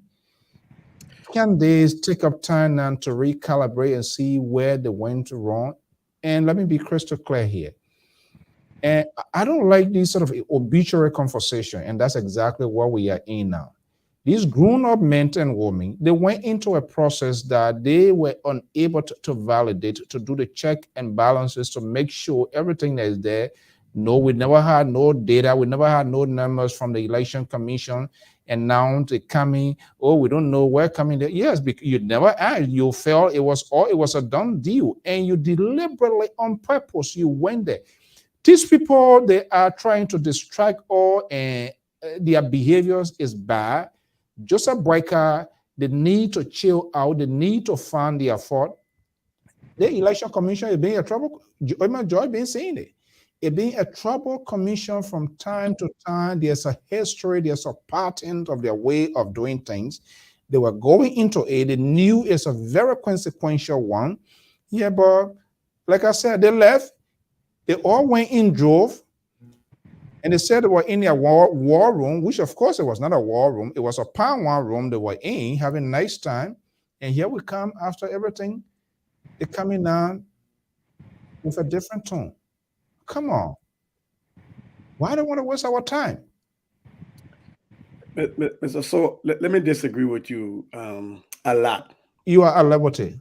Yes. So full disclosure, you know, I'm not a unity partisan fan. I'm not a fan of Joseph Boakai, but we have laws on the book for a reason. If somebody feel aggrieved, they have the right to go to court. Now, I will have a problem if after the court rules and they decide not to agree with the court ruling. I will have a problem with that. But everybody should have the right to have their day in court. That's why we have a system. We can't tell people, you know, it's the same thing at this. I argue against people that say, oh, somebody that represented them, when I want to be senator, be going wrong, you can have another special election again, we need money. I say, well, you can't stop the person right from seeking higher office. We have a system in place. If their points have merits, then let them test it out in the courts. This would not be the first electoral case that's gone to court. We've had several senatorial and representative cases that went to court. Right? We had a case when the CPP was still CPP, when they were contesting the electoral win between for this guy Abu Kamara when Tilia Ure lost. But they went to court. Even the very CDC has tested the system. At the last time, they couldn't even see Boss Charles and other people because there were wrangling going on. So for me, you know, the fact that they chose the civil side to go to court, I think should be welcoming. Let them test the system. Let them go to court, because I think in court we will start to see some of those cracks, and we'll start to see some of those cracks in the electoral process and election commission that need to be fixed. Because we all know it's not 100%. You and I were just looking at some data this morning where they have not even reported 100% yet. And so for me, the Unity Party, yes, they made a lot of mistakes when it came to planning and you know, implementing the electoral ideology if they had one. But for me, I smell blood in the water in Lofa County as somebody who's promoting a different candidate. But I strongly believe that the Unity Party does have the right. It is within their right to test it, to go to court. Okay. I don't know here, and that's a very good, and that's part of why we have this conversation. We can always agree, which of course I listen to your analysis, which makes sense. The question now, I don't know yet. Maybe the court going to be the one to determine what are they taking, what are they caring to present. Those are things that we're going to be looking at. But interestingly, before Mr. Joyce coming, I don't know how true it is, but I spoke with multiple people. I think the opposition has been very successful to alienate their own people, their own bases, their talking point, the way they speak, the way they talk things. Good number of people stay back, stay home, who were part of another party. And because of the political bad blood between the opposition ANC and that of the Unity Party, it also plays out. Yeah, Yes. Don't give you people too much credit. No, we're not ANC got what? So are you trying to tell me that the 60,000 people that show up to vote, not out of the 100, not necessarily the reflections out of of the 180 people who registered that the ANC somehow was the reason for the poor turnout, don't give the people credit where they don't deserve. There is no causation, there's no causality, there's no association there. You know, but that's a whole different conversation, because to even see people from the ANC celebrating for the Unity Party to lose, for me, tells me, wow, that marriage was really toxic. You know, we're told that the water was poison. But here's the thing. I think the Unity Party, at the end of the day, if they do concede to having lost the election, will be because of the Unity Party. It will not be because of the ANC in Lopha County. And here's another thing. I think you know, like you said, you know, we're spending our time on this this eulogy of the Unity Party in Lopha County, and I think is very premature. If you remember, in the United States in 2018, the Democratic Party won a senatorial seat in Alabama. Doug Jones, yeah, in Alabama, and we felt like, ooh, because I'm a Democrat, we felt we have it. What happened when Trump came back and they swept him out? It was not even close. Right. So if you, it's a different thing, because and Trump went and won Alabama, was not even close. The Democrats were not even competitive in Alabama. So to say that you had a bunch of Lothians on a ticket, and one of them won against against the other person whose hands was raised by Joseph Boakai, that somehow, some way, Lopha County is now in play. I think people are over understand, or they're simplifying this thing way too much, and they're not understanding the dynamics of politics in Lopha or anywhere. Because just because an opposition wins a seat in a county doesn't mean that particular party now owns the county. The ANC, for example, won a seat with Simeon Taylor. Could they claim Cape Mount to be their stronghold because they won one seat with Simeon Taylor? Absolutely not. Where's Simeon Taylor? Right, and you got Yaga Koloba in District 10. Can the ANC claim that District 10 is their stronghold? No, that's not how politics works.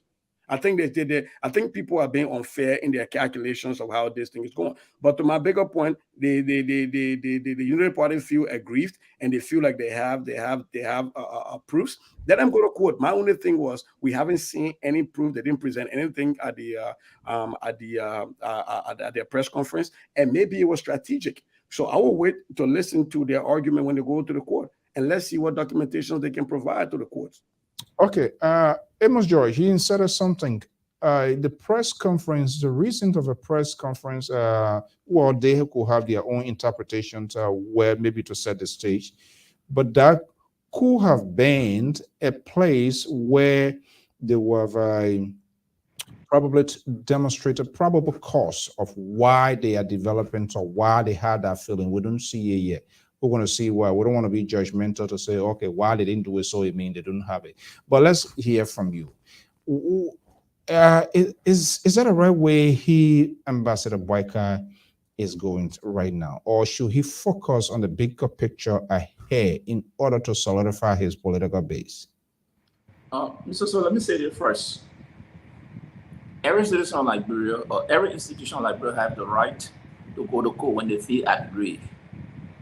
They can go to court with their facts, and the court will determine who is right and who is wrong. But from the onset, the Unity Party brought this on themselves. You know me. The Election Commission, Professor Zawo, a strong supporter of CDC, on this platform from the day the Latina Brown was named, we said she was not capable of running. We didn't say she was not educated, so she was not capable of running that institution. Given the circumstances of running that institution, the team that they said the president put together, we said they were not fit to run that institution. And we were vindicated from election after elections. This one, the press conference was bizarre to me. It was the reporter we had from Bunjama who raised this issue on our platform that only 2 districts voter card were replaced. The 3 other districts were left untouched. That it is a basic blatant violation of the people's rights of the 3 districts. The United Party did not raise that issue. No, in their press conference, they said they raised the issue, but it was ignored, according to the ambassador. I say, these are constitutional. You can go to the court to issue a prohibition. I know, Chief. I know it was. I just telling you what the man said. The man said you raised it, they put ignore. I say, okay. Come on, go to the court to issue an injunction. The second one was the ambassador Walker said a former candidate who was not running was placed on the ballot. That's a legitimate point to go to rush to court. That's why you have your legal team. That, hey, this election cannot go ahead based on, 1, all the districts, the 5 districts, they were not called by replacement voter card. Second, there is a candidate who is not running. Picture is on the ballot. Why they didn't jump?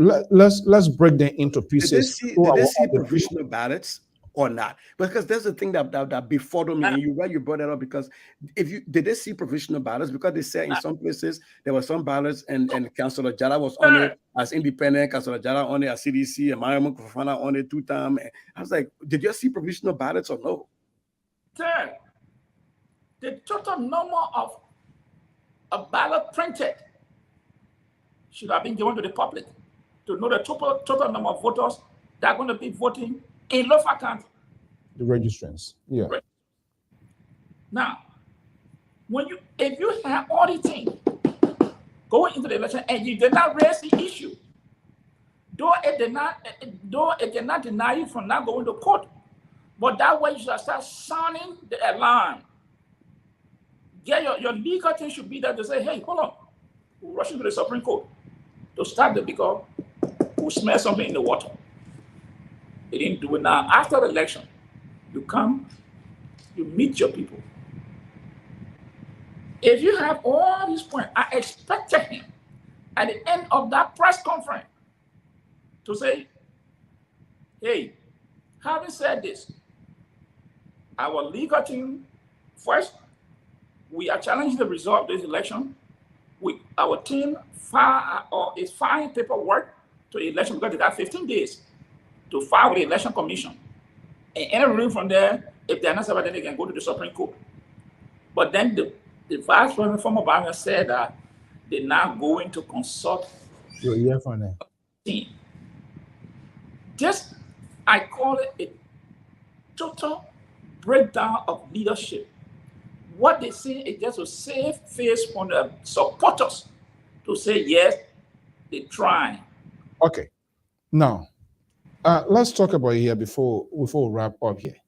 Now, I listened to Mo's interview on 50-50. I listened to Senator Darius Dillon, even though he's not a unity partisan, but remember, they all were joking. They were all doing a therapy work in Lofa and all of that.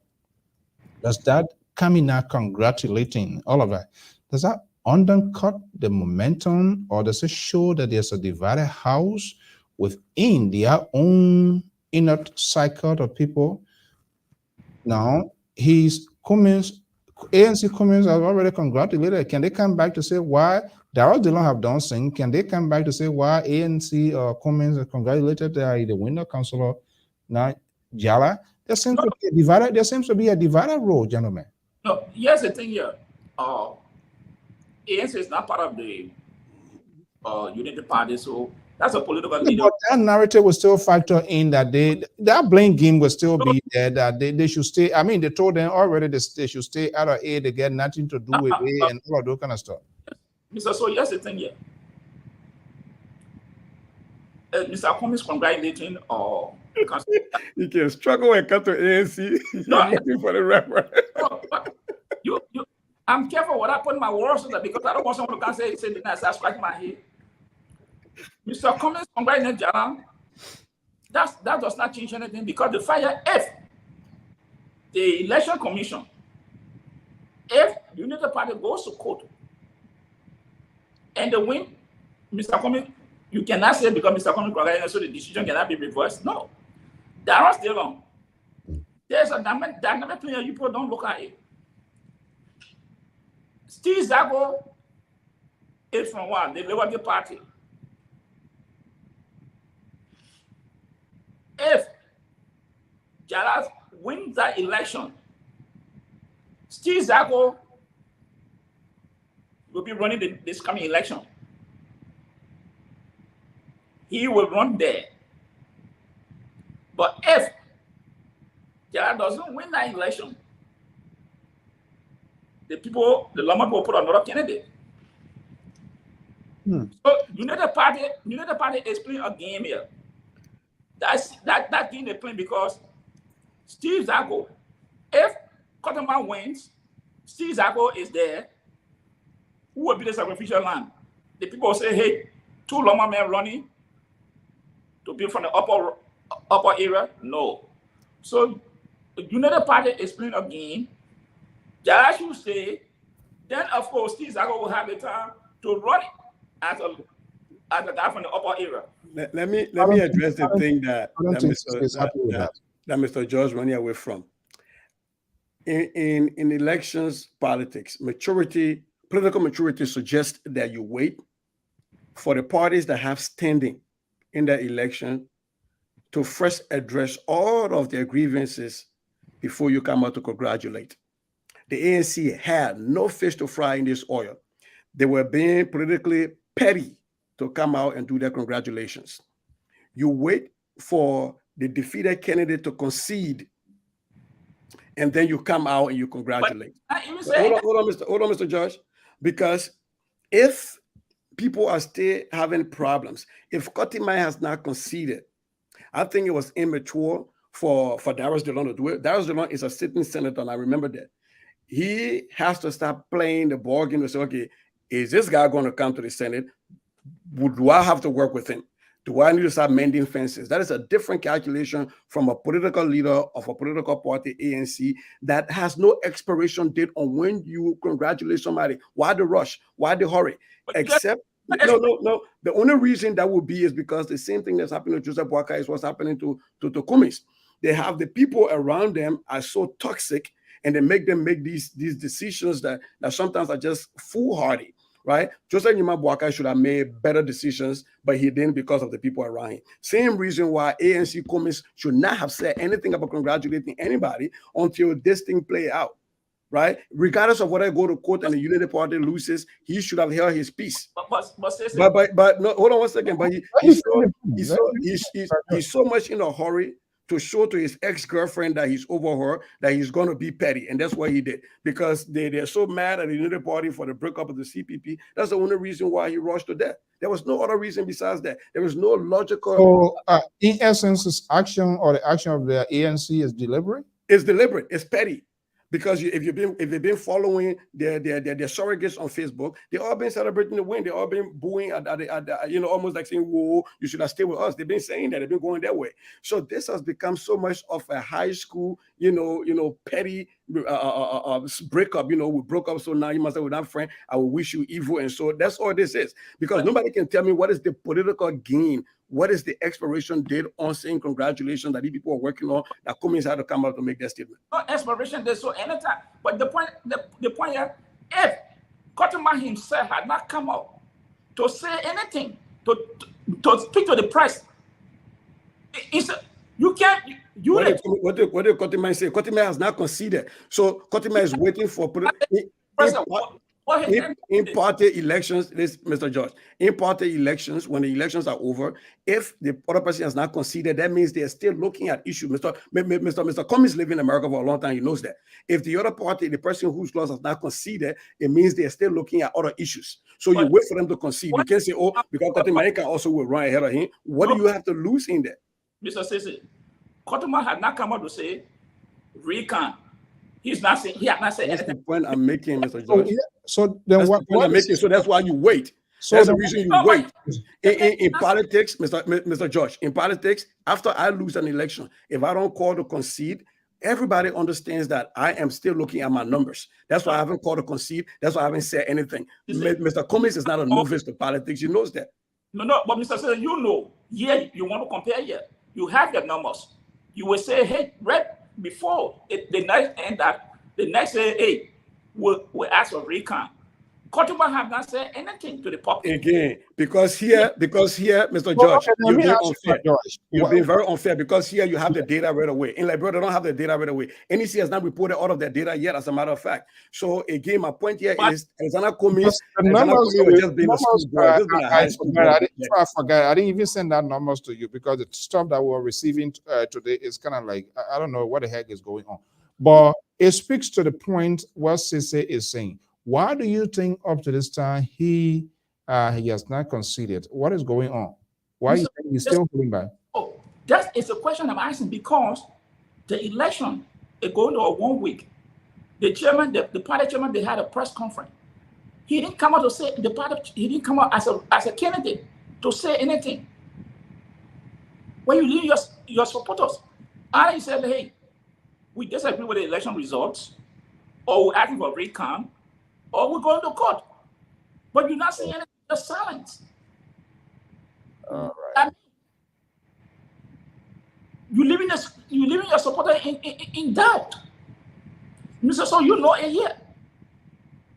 By the time that vote coming in the next year, Do you think he's been pressure from his party? Say, hold everything constant. We have few things to do. We are still watching closely. Could that be the reason? Because I don't understand why he couldn't even make a statement. that's the thing. He is the candidate. Yes. He is a candidate. Suppose I say no happened, we will not Are they concede. stopping him from speaking? Are they stopping him from speaking? I'm not in the camp, so I don't know. But he would have said something wrong. You have friends in Unity Party. No, I know. Call his number, he didn't pick up. I will try to get some of the other folks that participated in the process. We're still waiting to see if any of them will answer our phone call. Yeah, but because this is bizarre, Mr. So the candidate himself had not said anything. You can say, look, we're But telling what could be the probable cause that he, the candidate, is not speaking? What could be the suspicion within you, from in your belly? well, probably they don't have the guts to say, hey, we're going to challenge this result. They don't have the guts. Because if they had it, they would have said it. They are indecisive which way to go. Is that the case? They are very much indecisive. And this is why it's about weak leadership. It means, do you think it's a games being played by Unity Party? Let's put a little bit face fight here, but in reality, that's not it. Is that why it looks like? So look at the press conference yesterday. Mr. So, let's not allow Mr. Josh to get away with that excuse. Mr. Josh, listen 1 second. Hold on 1 second, Mr. Josh. Listen 1 second, Mr. Josh. I asked him to, and I'm not getting the answer. If you and I go into a race or go into a competition here, and this competition requires someone to win in order to get a certain point, and it is over, and it has been reported that you won it, but yet and still, I can't tell my supporters, or I can't come out to say. What I'm wondering now, Cotterman did not in any form, shape, utter anything at that press conference. I think what you're doing here wrongfully is not understanding how political institutions run. If you even look at the press conference, when I got to the press conference, Scotty might didn't speak because right now it's being handled by the political party. Okay, you contest on a ticket. When the Democrat Party has a problem here with an election that their candidate run in, the Democratic Party takes control and they go to court. They handled that. So Kotimai, having not called to concede, again, this is we cannot That's excuse so this argument, that's naivety on the part of Alexander Cummings and the ANC. This was wrong. Okay, you can wait, you can lick your chops and wait, but you can't say simply because Kotimai has not said nothing, and therefore we will go ahead and make their speech.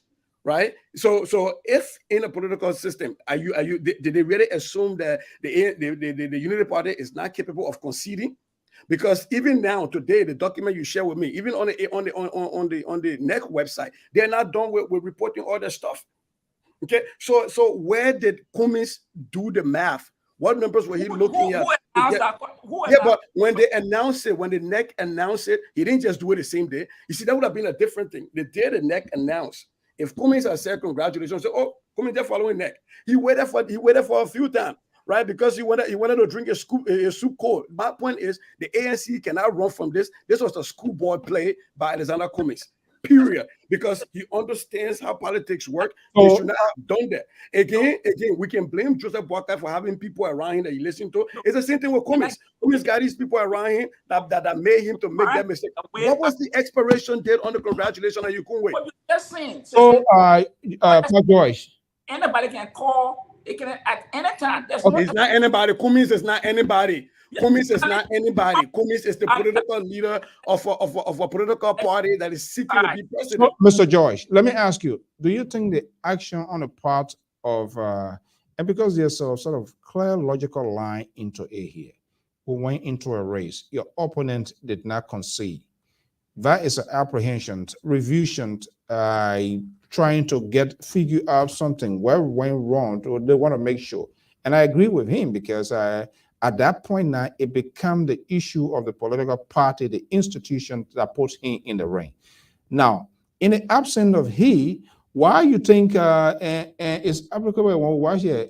And we shouldn't say because it's a liberal, we should just do it any kind of way. Even when projections are made here as a window, you will still hear say word, this candidate, we are hearing that he or she has not called the winner. Because when you call the winner, it validates the result. There's no way you can come by to say, oh, I will place that call, my finger made mistake on my keyboard, I place that call. We saw that happening with even it took a time. Why didn't say Hillary for the Democratic stuff. Yeah. Even with George Bush and Gore, when Gore placed the call, Gore even retracted the call. But here's one thing before Mr. George came in, let me give you one more thing. When the CPP was together, when Cummings was still in the CPP, when Abu Kabara was announced as winner by National Election Commission, why Cummings didn't congratulate Abu Kabara? They still said they still had case to go deal with. Why he didn't rush ahead and say, oh, next thing announcing it, so I'll congratulate Abu? Because he was in a political marriage with them. Now that he's out of this marriage, people have to be honest. Both the Unity Party and the ANC, they're acting really childish from this breakup. And it's affecting Liberians. Political party at the time, CPP had an issue with the Abu Kamara result. They announced that they had an issue, so they would not congratulate them. But what you don't want to accept is that because the party from day one, since after the election, Kotima had not spoken on his own. He don't have to wait for the party to take that vote. You gotta go by and check political. That's not how political parties operate. No, that's not how. There's no political party. Mr. Josh, there's no sensible political party that operates that way. Stacey Abrams of Georgia, when she ran against Governor Kemp, when she did lose that election, she spoke. It was the Democratic Party that first spoke. Go back and check. It was the Democratic Party. Yes. And I mean land. You would talk. I gave you time. Why you don't want to give me time to land?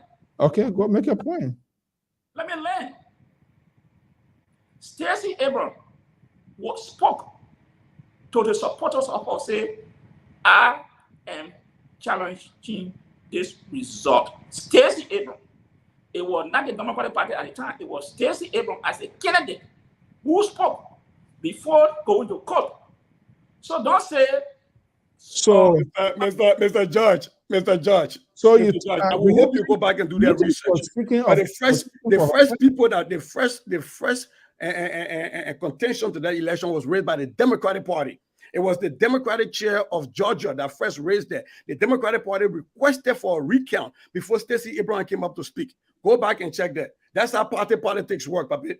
That's how it works. Yeah, but, okay, look, Mr. George, let me ask you. Do you think when Stacey was speaking, we'll bring her in here because it also affects her here. We got a few minutes here to go. Do you think she was just speaking as an individual or she was speaking from the inner wall of the party? Oh, she was speaking from the inner wall, but the party was falling behind her. So then what is the difference? But Katuma had not spoken. Yeah, but that's the difference. Papi, Mr. George. This time, it's Joseph Boakai who is speaking. It's not Katuma. Mr. George, because Joseph Boakai is the head of the party. In Georgia, Mr. George, in Georgia, you have a head of the Democratic Party. The head of the Democratic Party first spoke. And then the Democratic Party machinery went back and looked at their data and came back and said they do not accept the result, that they were going to go to court. And then Stacey Abraham spoke and said she does not accept the result. That is how party hierarchy works. Stacey Abraham could not have spoken before the Democratic Party spoke. Let's end. Hold on. Let's end on this note here. I'm going to create that unimaginable stuff here. I want to make, you don't like Boakai. The Boakai own son say he's not a supporter of Boakai here, but let's act like an advisor. This is at a crossroad, like a piece of cloth between the scissors and something is about to derail like a train. Let me ask you, Pat George, if you were asked to provide counsel to Ambassador Joseph Boakai in this here, what could be the advice? Oh, Mr. Zo, but now our legal team would have been going to the court. You should continue with the court.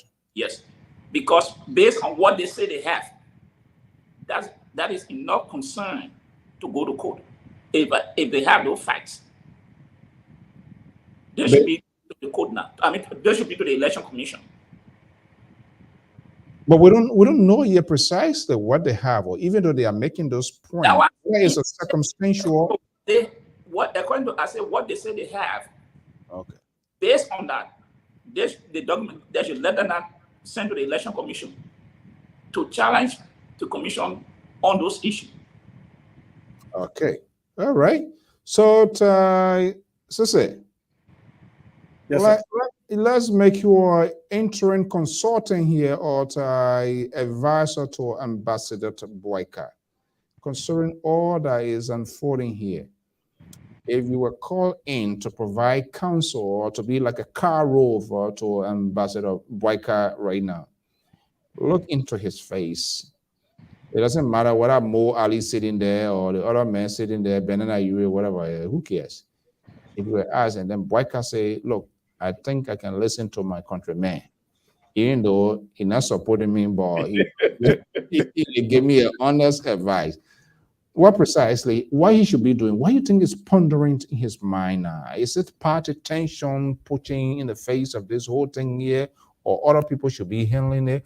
What he should precisely do as a leader?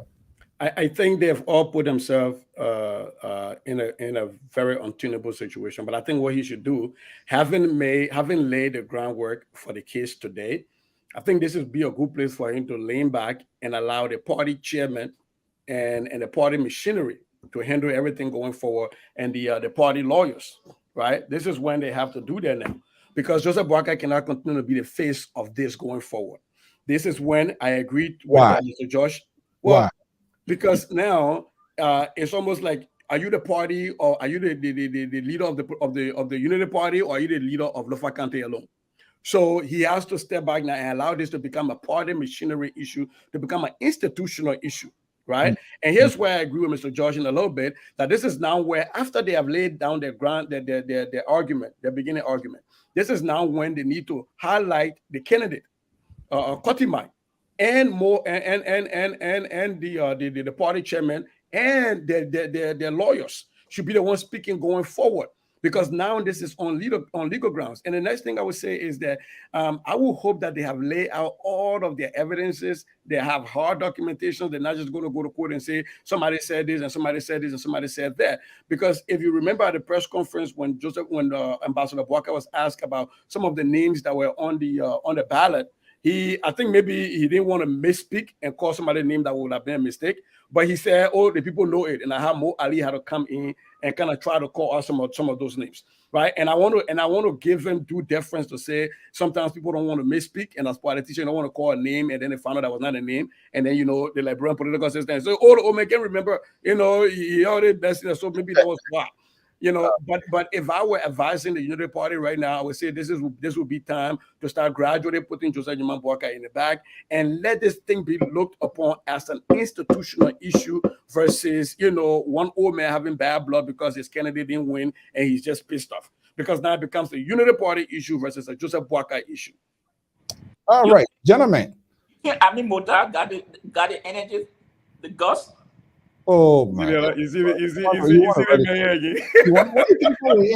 You say boy cannot get energy, Moderna get energy. All right, maybe more Ali get energy. Oh, all the campaign. How many times you saw I mean Moda? Mbappe is too radical comments and so. These people take the people build an individual. This whole United Party is hanging on Joseph Boakai and they're drilling this comment down. They don't get it. What one making you vest? I'm a bit vest. I'm just in a hardcore truth. The other than stay vest when the political marriage break up. No. You need marriage counseling. Why did the Unity Party and the ANC need marriage counseling? See what marriage counseling is? You know what I would tell Lasana Brown? No. Would tell Joseph Boakai was okay. Let's suppose if someone to worry me would be someone that comes to the Gonglo. But not Omen Joseph Boakai. I respect him. Not Omen Joseph Boakai. He's trying to get my soft side. I appreciate you. You see to pull Boakai and Cummings in one wrestling ring. No, I know, but I sure think the two political parties need therapy because it has been weird to watch it. But on a serious note, though, the Unity Party is a very serious party when it comes to electioneering politics in Liberia, as far as the numbers, the membership. The ANC is a very serious party. They've gone from where they were the last election, and they've made headways in making sure people know about them.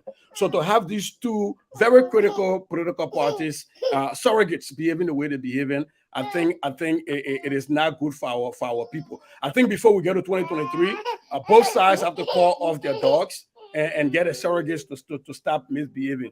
Daddy's daycare open. So all right, gentlemen, we got to call it for the night. I want to thank you so much for the time, Sissy and man Amos George. Thank you so much and have a pleasant evening. Okay, well, folks, that does it this evening. I'm Alfonso Z and Salt of the Liberia Public Radio and Lpr-Tv. To our viewers, listeners, wherever you are, I want to say thank you. Your comments, your tweets always help to enhance our broadcast and make us to do what we do. Unfortunately, if you came here to hear exactly what you want to hear, to have play into your playbook, that's not who we are, that's not what we represent. We always like to make the news free, fair, balanced, and proportionate. So I want to thank you so much on this day. So until then, by God's willing, same time, same station, we'll be right back here again.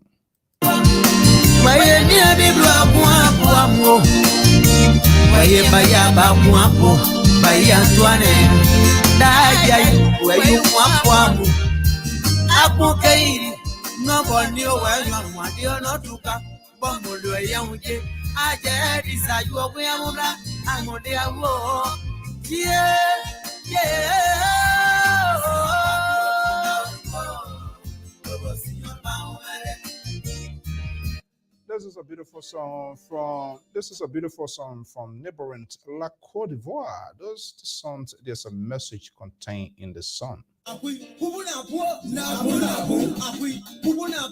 Let's go to La Côte d'Ivoire. Let's go and enter the world of Grand Gidet and just cross the border, right to the border there, and just go to Grand Gidet and have a little fun before we go this evening. Let's go.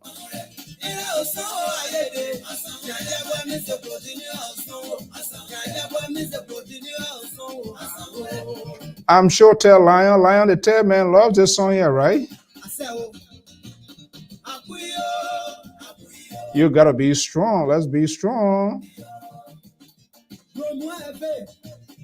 Harris Tucker, thank you for joining us. Alan Dixon, Madam Comfort Abu, good evening. And then Tapet, Jibe, and Charles Green, our man Abel, welcome. Thank you for chilling out with us this evening.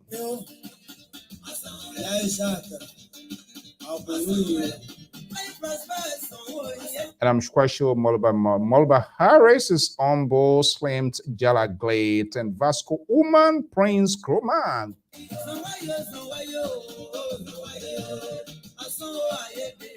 And I'm forgetting Niton Blay, and my own man right here from the ocean state of Rhode Island, Jerry Sandy. Good evening. Thank you for chilling with us. And Orita Davis, don't get panicked. Don't think I'm not going to call your name. All right. Oh, Mark Kebe in the house. What's up? And then Musu Kamara. We're dancing. They want us to dance.